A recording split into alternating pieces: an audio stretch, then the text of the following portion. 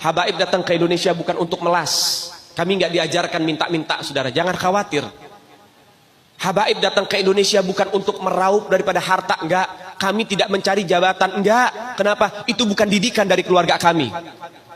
Didikan keluarga kami, lihat bagaimana Al-Habib Salim bin Ahmad bin Jindan, saya punya kakek, keluar masuk penjara. Kenapa bisa keluar masuk penjara? Membakar semangat perjuangan masyarakat Indonesia untuk merebut kemerdekaan, saudara.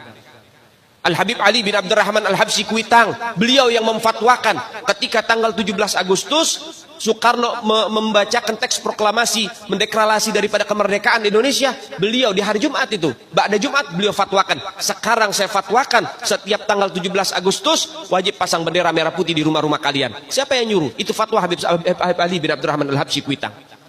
Bendera merah putih, siapa yang memberikan instruksi kepada Bung Karno untuk membuat bendera merah putih sebagai bendera Indonesia? Itu adalah fatwa Al-Habib Idrus bin Salim Al-Jufri Palu Al-Khairat. Lambang negara Garuda, siapa yang buat? Al-Habib Asy-Syarif Hamid Al-Gadri dari Pontianak, keluarga baginda Nabi Muhammad. Lagu 17 Agustus, Pramuka, lagu syukur, siapa yang buat? Al-Habib Husin Al-Mutahhar dari Semarang, dzurriyyat baginda Nabi Muhammad. Jadi Anda jangan berpikir, ini habaib di Indonesia jasanya apa? Banyak, itu yang baru kecatat.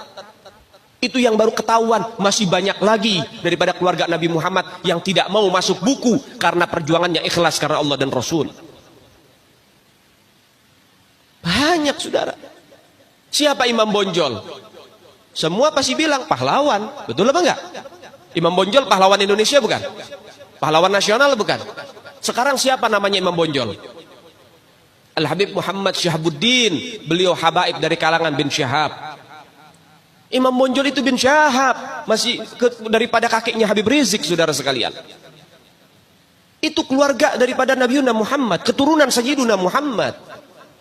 Banyak lagi dari kalangan para dzurriyyat Nabiuna Muhammad sallallahu alaihi wasallam yang jasanya besar di Indonesia, tapi kita nggak ada yang tahu. Kenapa? Karena itu kami nggak cari popularitas.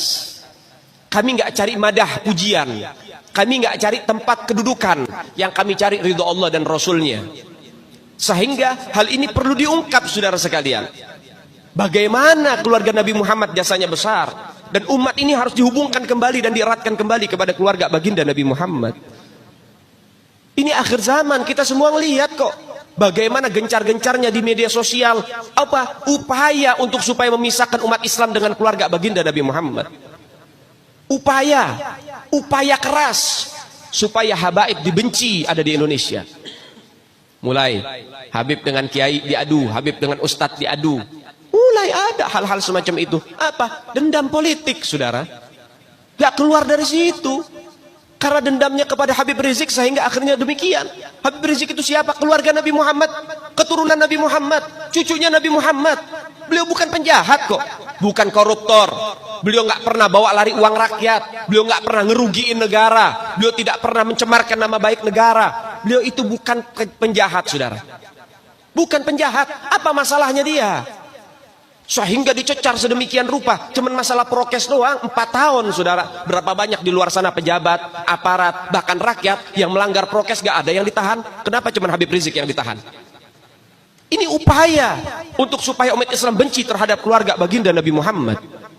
Hati-hati, saudara sekalian. Nabi bilang, man mata ala bugdi ahlul bait mata yahudian atau nasranian. Siapa orang yang mati membawa benci kepada keluarga baginda Nabi Muhammad, dipastikan mati dalam keadaan Yahudi ataupun Nasrani, atau dalam bahasa daripada sederhananya mati dalam keadaan murtad. Sahabat tanya, wa in sama wa shalla ya Rasulullah, walaupun orang itu puasa, walaupun orang itu sholat, apa tetap hitung mati murtad? Apa kata Nabi? Wa in shamma wa shalla, walaupun orang itu puasa, walaupun orang itu sholat, kalau dia mati bawa benci kepada keluarga Nabi Muhammad, dipastikan mati dalam keadaan murtad.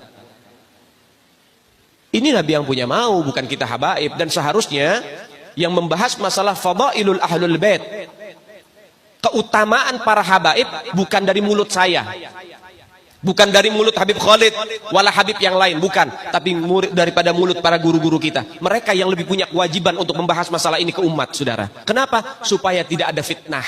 Kalau saya yang bicara begini, akan ada pertanyaan, itu maunya Habib, itu maunya dia, itu mah dalil buat-buatan dia. Terserah Anda.